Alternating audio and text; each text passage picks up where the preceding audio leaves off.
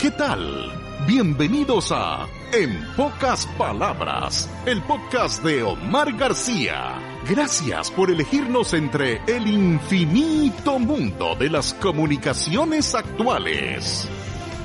Saludos, ¿qué tal? Bienvenidos a esta hora a En Pocas Palabras, el podcast que tiene que ver con literatura, con cine, con entretenimiento en general y por supuesto el tema de los libros. Agradecemos siempre profundamente y lo recordamos para siempre al doctor Francisco López Pérez, quien fue rector de la Universidad Central de Nicaragua y quien me apoyó particularmente en esta idea de tener un programa especial para que fomentáramos la lectura. El otro día estaba recordándolo al doctor con un escrito sobre Rubén Darío. En Argentina están recopilando un montón de cosas, gente de Alemania, gente de Estados Unidos que son especialistas en literatura, que están avalando obras que se van a publicar sobre Rubén Darío. Y una vez se siente como nicaragüense hasta pena por la forma en cómo nosotros estudiamos o no estudiamos para nada a Rubén Darío. Y más o menos por esa misma línea de cariño y de profundidad en el conocimiento sobre Rubén Darío era el doctor Francisco López Pérez, que como digo, siempre lo voy a recordar en estos programas de podcast que tenemos en Pocas Palabras. Hoy, siguiendo esa misma línea, vamos a platicar con Roberto Tito Alegría, quien es un músico, él es baterista, percusionista, aficionado a la música más no poder, con un énfasis en los grupos musicales que son, para la gente que no está muy familiarizada aquí en Nicaragua o fuera de Nicaragua se nos está escuchando a esta hora, aquí hubo en los años 60 y años 70 una ebullición en la música electrónica, las nuevas baterías, los nuevos bajos, las guitarras Fender, esas guitarras electrónicas que sonaban bonito y que estábamos influenciados, o por lo menos los nicas que vivieron en ese tiempo y en Centroamérica estaban influenciados por los grupos internacionales. Entonces, en Nicaragua hay una corriente de grupos nacionales, dicen, pero nada que ver con las guitarras acústicas ni con la música folclórica nicaragüense. Es otro tipo de música, es música electrónica de jóvenes, de gente que despierta a los 18 años, que salieron de las aulas de la secundaria, entraron a la universidad y muchos se quedaron formando grupos. De eso hay una historia tremenda en Centroamérica, pero Nicaragua tiene lo suyo. No sé cuántos grupos musicales habrá registrados en Nicaragua, pero uno podría mencionar hasta 6 rápidamente, cualquier persona que le guste la música. Y Tito Alegría, como lo conocemos, que también apoya la cultura en la difusión a través de la radio en Nicaragua, nos va a platicar de eso. Pero antes, Tito, no sé si te presenté bien, ¿cómo te definís vos? Muchas gracias, Omar, por invitarme. Bueno, mira, músico. Músico porque abandonar en tercer año de carrera de Derecho y es una decisión fuerte, ¿verdad? Es una decisión fuerte y en vez de irte al recinto universitario agarré para la escuela de música. Vos sabés, te voy a interrumpir ahí, yo fui todo lo contrario. Decidí porque estuve en esa disyuntiva, yo medio tocaba guitarra en ese tiempo y estuve a punto de decir, entro a la universidad, sigo con la música, pero no, yo lo que hice fue llevarme la guitarra a la universidad. Era fácil. Bueno, mira, porque mi decisión fue que toda la vida quise ser músico. Entonces, mi experiencia de venir del servicio militar, le dije a mi mamá, vea, yo ya cumplí, también me terminé de bachillerar, ahora quiero hacer lo mío. Entonces ella me dijo, ok, bueno, tenés el visto bueno de la madre, entonces, pero lo que hice fue más bien ocupar un tiempo para estudiar y otro también para estudiar la música. Ya, correcto. Pero luego se vinieron cosas que uno no tiene destinado. Claro. Y me quedé tocando y empecé a valorar mucho, pues, y de lleno a la música ejecutando. Ya, pero ¿cuándo te entra la idea de conocerla, de estudiarla, de escribir, de contarla a través de la radio? Con esa espinita, porque fue una espinita, de oír solo los programas radiales mencionar el disco, anunciar un disco. Sin dar mayores detalles. Sin dar mayores detalles. Entonces yo dije... Sin historia. Sin historia. También me llevó, por haber tomado la carrera de músico, relacionarme con músicos de esa época. Correcto. Y les empecé a preguntar. Porque vos no sos de esa época. No soy de esa época. No. Vos sos finales de 70, 80. Yo nací en el 64. Exacto. Entonces tu apogeo ya como chavalón era finales de entrando a los 70, por ahí. Sí, pero fíjate que a la edad de 8 años yo empiezo a conocer a los grupos de ese momento. Ya. O sea, 72, ¿no? Pongamos 72. Ya en el 72 yo ya sabía quién eran los Rockets. Ya. Pero sin mayor conocimiento. Solo ves los conjuntos, ¿verdad? Claro. Mi idea de invitarte era principalmente por la literatura dedicada a la música. Perfecto. Pero antes te voy a regresar. ¿Qué recordás vos de tus primeros libros? Cuando empezaste a leer y empezaste a descubrir a través de la lectura muchas cosas. Mira. ¿Qué textos? Sí, exacto. En primaria tú sabes los libros que se utilizaban en mi época, primero, segundo, tercer grado, que eran los libros obligados de español, estaba aquel famoso Sembrador. Ah, correcto. Había Coquito, uno, ¿no te tocó? Coquito, Sí, que era un ¿cómo libro no? de pastadura, creo. Pastadura, Coquito. Había un folletito que te empezaban a vender, ¿verdad? No era el boom Sí. de la fotocopia, pues vos lo comprabas, donde venía parte también de una famosa enciclopedia. Como no había recursos para comprarla, porque yo estudié inicialmente en un colegio público. Sí, en ese tiempo eran las bibliotecas, o las bibliotecas particulares o las del Estado. No, y tenías que ir. Claro. Y tenías que, incluso, Omar, había un día que se utilizaba para ir a la para biblioteca. leer la biblioteca, correcto. Y era increíble. Era toda una aventura. Era toda una aventura. Sobre todo aprender a sentarte en una biblioteca, a estar quedito, ¿verdad? Y a leer. Pues fíjate que así me entró mucho la lectura. De hecho, yo fui fanático de los libros de estudios sociales. Me encantaba ver toda la geografía, otras culturas. De hecho, me enamoré mucho del sur más que del norte. Ah, sí. Me encantó mucho los peruanos, los argentinos, etcétera. Me volvía loco saber de las Amazonas, fíjate. Ah, correcto. Entonces decía, hombre, de hecho la cultura también, digamos, maya, pero ya hablando hacia el norte, ¿no? Sí. Maya.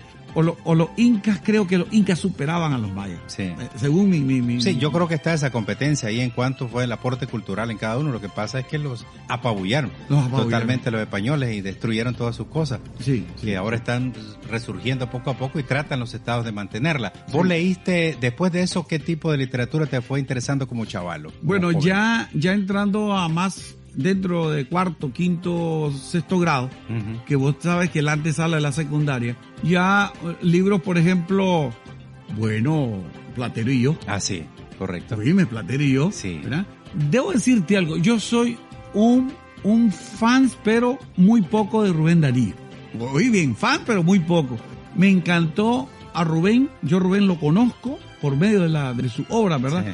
Pero también siempre quise ir más allá de su vida, pero nunca tuve. Es que yo creo que el error aquí ha sido, yo siempre lo he dicho, Tito, y a nuestros oyentes aquí en este podcast, que a Rubén Darío nosotros lo estudiamos como una persona que hace poemas que riman. Ya hecho. Sí, ya hecho. Entonces, pero no conocimos, y eso es responsabilidad de los ministerios de educación y de los profesores, de decirte, no, hay un Rubén Darío narrador, hay un Rubén Darío cuentista, hay un Rubén Darío periodista.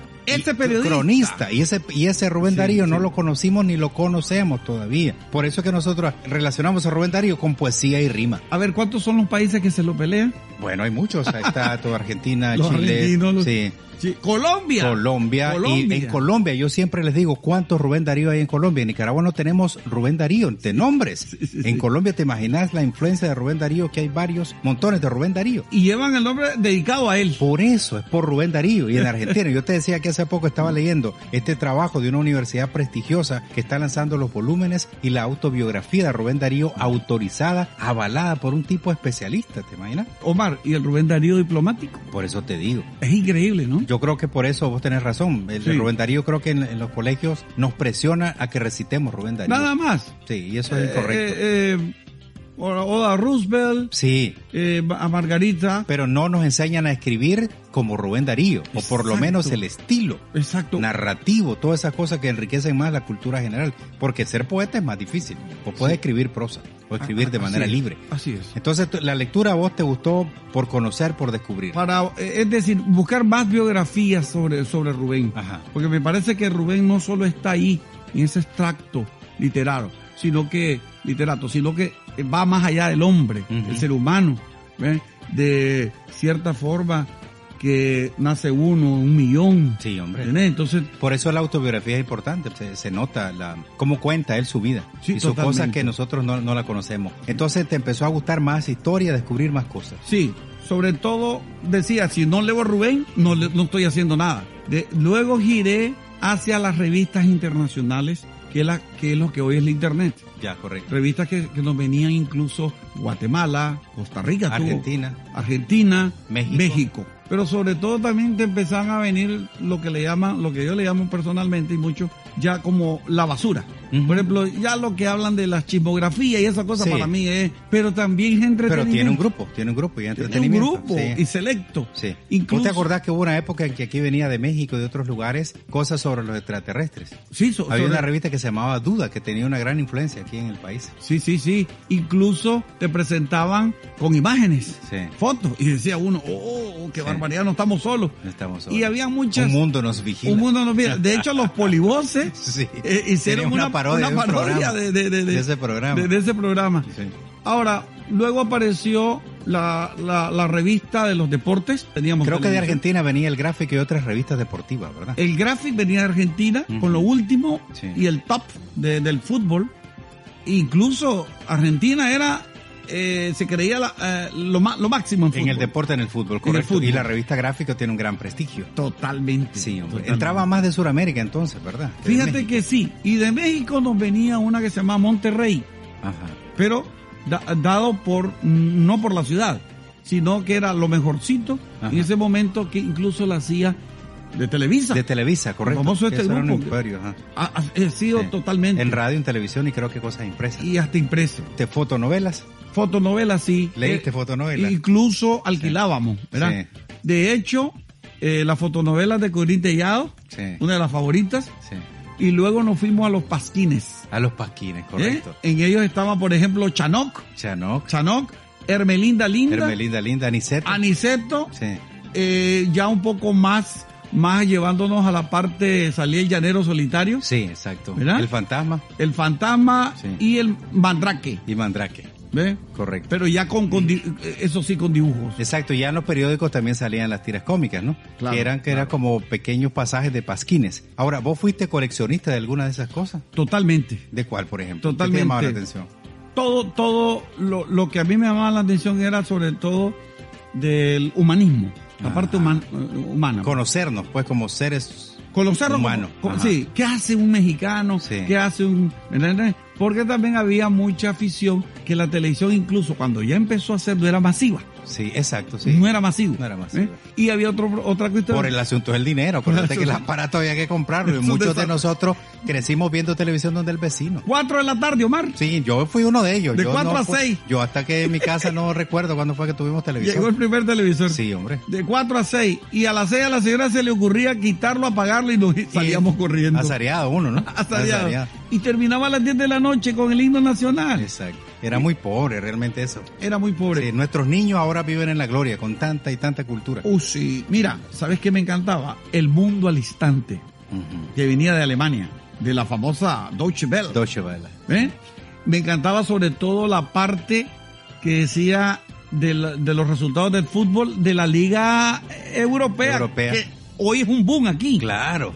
Sí. Nosotros en aquel tiempo con Conti conocíamos un poco de Frank Beckenbauer. Sí, exacto. Que eran los famosos. Del holandés. Los mundiales. Del holandés. Sí. De Pelé.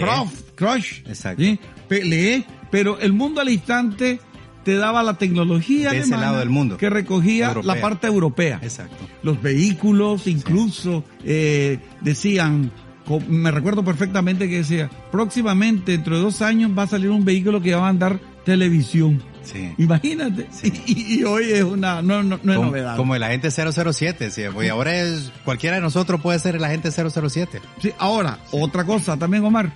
La tecnología se empezó a tener en casa ya cuando llegó el pequeño enemigo, el televisor. El televisor. Sí. El pequeño enemigo. ¿Por qué el pequeño enemigo? A ver, niños, si ustedes no hacen la tarea, no encienden la televisión. Exacto. Bueno, hacer la tarea rápido. Y en carrera. Comenzar los muñequitos. Exacto, no perder los muñequitos. Sí. Y empezaron a venir las famosas series televisivas. Sí. Batman y Robin. Sí, exacto. Superman.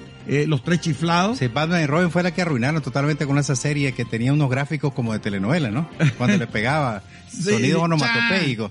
Exacto. Y unos audios. Y pues sabes que eso fue lo más horrible que le ha pasado a los superhéroes, hacer ese trabajo en televisión de Batman y Robin. Definitivamente. Sí, ahora pero no. Me parece que había un mensaje. Claro, pero era muy inocente. Blanco. Exacto, muy neutro. Muy neutro. Muy neutro, realmente. Y entonces uno se divertía. Sí, fíjate, yo creo que para que los muchachos de esa época ¿verdad? Absorbíamos, el golpe era como jugando, Sí. pero eran golpes. Eran golpes. Ahora, de hecho... Pero se aprendía muchísimo. Sí. Uno mejoraba el vocabulario. Yo siempre lo digo en este espacio Claro. de podcast dedicado a la lectura, que a mí, por ejemplo, me ayudó mucho el vocabulario leer Pasquines, porque el lenguaje que estaba ahí no era el que yo miraba en la casa, ni en el colegio. Entonces yo salía como ahora algún niño que te puede sorprender porque está viendo alguna serie y tiene un vocabulario diferente. Sí, totalmente. Sí, Hay hombre. otra cosa también. Por ejemplo, en lo personal yo vi muchas cosas mexicanas y no se me pegó. No se te pegó, exacto, El los modismos. En los modismos, el Simón. Vos Sí, encuentras sí. un muchacho hoy Se le dice, pega rápido.